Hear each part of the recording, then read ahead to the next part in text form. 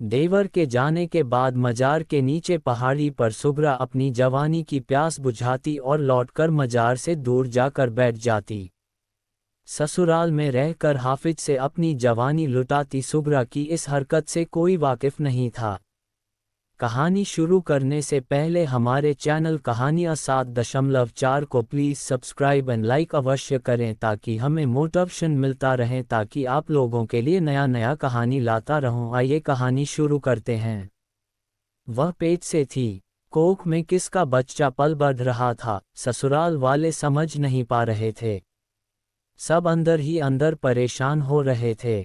पिछले 2 साल से उनका बड़ा बेटा जुबैर अपने बूढ़े माँ बाप को 2 कुंवारे भाइयों के हवाले कर अपनी बीवी सुगरा को छोड़कर खाड़ी देश कमाने गया था।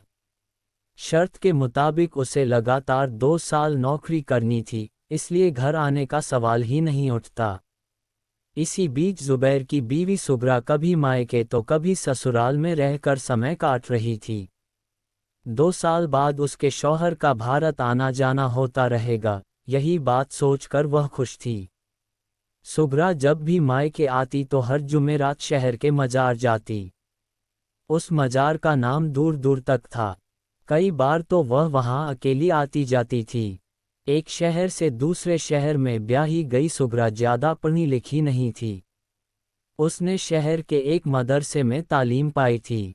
सिलाई कढ़ाई और पढ़ाई सीखते सीखते मदरसे के हाफिज से उसकी जान पहचान हो गई थी। वह हाफिज से हंसती बोलती पर प्यार मुहब्बत से अनजान थी। मदरसे में पढ़ते पढ़ते सुगरा के अम्मी अब्बू ने रिश्तेदारी में अच्छा रिश्ता पाकर उसकी शादी करने की सोची।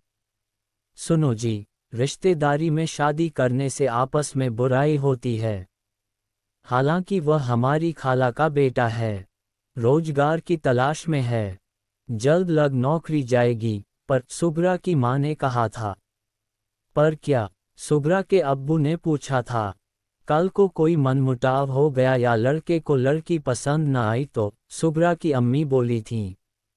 सुना है कि लड़का खाड़ी देश में कमाने जा रहा है, नौकरी वाले लड़के मिलते ही कहाँ हैं? सुगरा के अब्बू ने कहा था। दोनों परिवारों में बातचीत हुई और उनका निकाह हो गया, पर मदरसे के हाफिज को सुगरा अब भी नहीं भुला पाई थी। आज मुर्शिद मियाँ का परिवार जश्न मना रहा था। एक तो उनके बेटे जुबैर की नौकरी खाड़ी देश में लग गई थी, दूसरी उनके घर खूबसूरत सी बहू आ गई।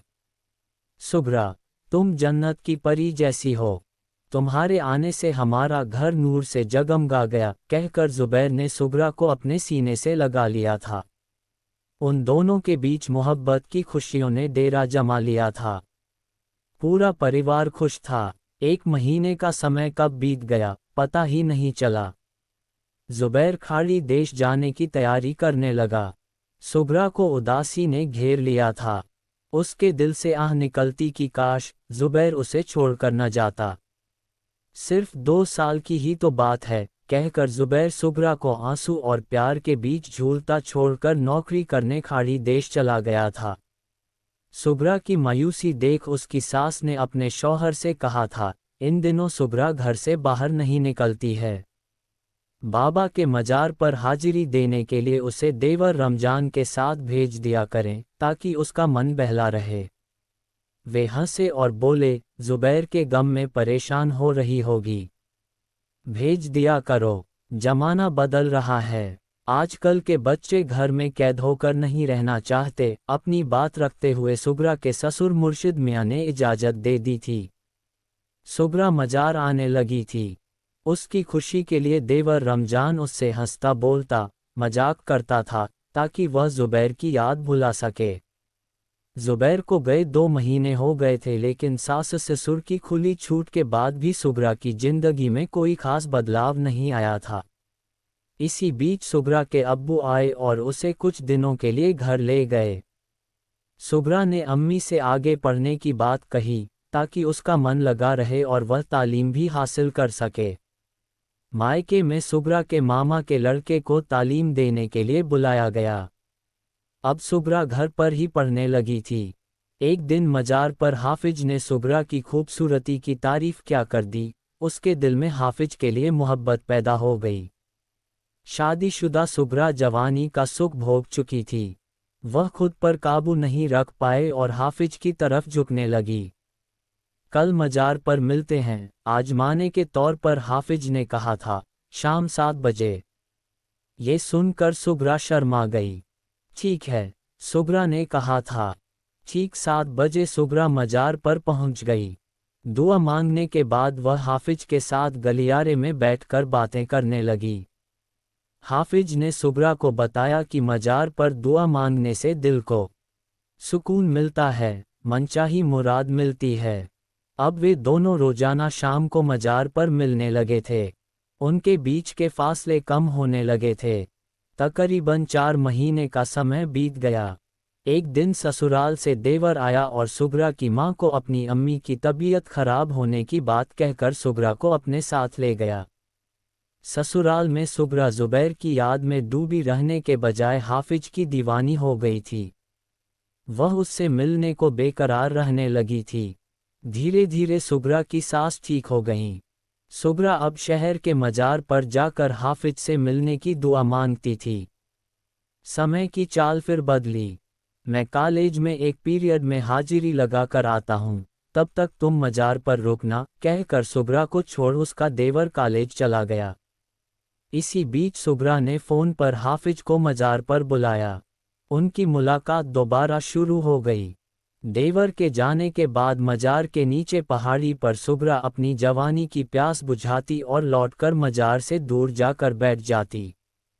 ससुराल में रहकर हाफिज से अपनी जवानी लुटाती सुगरा की इस हरकत से कोई वाकिफ नहीं था। शहर की मस्जिद में हाफिज को बच्चों को तालीम देने की नौकरी मिल जाने से अब सुगरा और उसके बीच की दूरियां मिट गईं। सुगरा को भी सास ससुर से सिलाई सेंटर जाकर सिलाई सीखने की इजाज़त मिलने की खुशी थी। जुबैर को खाड़ी देश गए साल भर से ऊपर हो गया था। तकरीबन 4-5 महीने की बात है। उसकी अम्मी ने सुगरा से कहा था। हाँ अम्मी, तब तक वे आ जाएंगे, सुगरा बोली थी। पर सुगरा को अब जुबैर की नहीं हाफिज की ज़रूरत थी। सुगरा और हाफिज के बीच अब कोई दीवार नहीं थी। हाफिज की मस्जिद वाली कोठी में वे बेफिक्री से मिलते थे। सुगरा भी दिल खोलकर हाफिज के साथ रंगरलियां मनाने लगी थी और नतीजा, सुगरा की तबीयत अचानक खराब होने पर उसकी सास उसे अस्पताल लेकर गईं। डॉक्टर ने बताया, आपकी बहू मां बनने वाली है। घर लौटकर सास मायूसी के साए में डूब गईं। सोचा कि जब जुबैर 1.5 साल से सुगरा से नहीं मिला तो फिर बहू के पैर भारी कैसे हो गए। सुगरा ने जुबैर को फ़ोन पर पूरी बात बताई। जुबैर ने कहा, दुआ मांगो, सब ठीक हो जाएगा।